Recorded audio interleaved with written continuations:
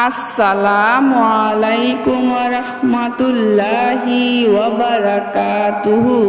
প্রিয় দর্শক শ্রোতাবৃন্দ, আশা করি সকলেই ভালো আছেন। যদি কোনো ব্যক্তি ঋণগ্রস্ত হয় এবং ঋণদাতারা তাকে অপমান ও হয়রানি করে এবং সে ঋণ পরিশোধে কোনো উপায় খুঁজে পায় না, তাহলে তার জন্য এই আমলের উসিলায় ঋণ যদি পাহাড়ের সমানো হয়, আল্লাহর পবিত্র নাম ইয়া কবিরু এর বরকতে অদৃশ্য থেকে ঋণ পরিশোধের এমন মাধ্যম তৈরি হবে যা দেখে মানুষ অবাক হয়ে যাবে। সর্বপ্রথম 11 বার দুরূদ শরীফ পড়ুন, অতঃপর 777 বার ইয়া কাবিরু 777 বার আল্লাহর এই নামটি পড়ুন। শেষে আবার 11 বার দুরূদ শরীফ পড়ুন। 40 দিন এভাবে আমলটি করুন।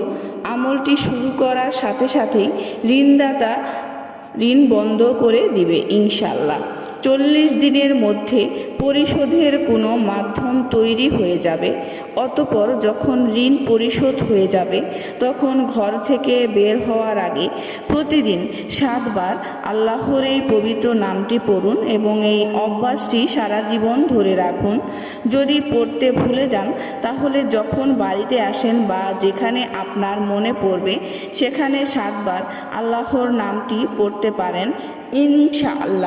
ইনশাআল্লাহ কখনো ঋণগ্রস্ত হবেন না।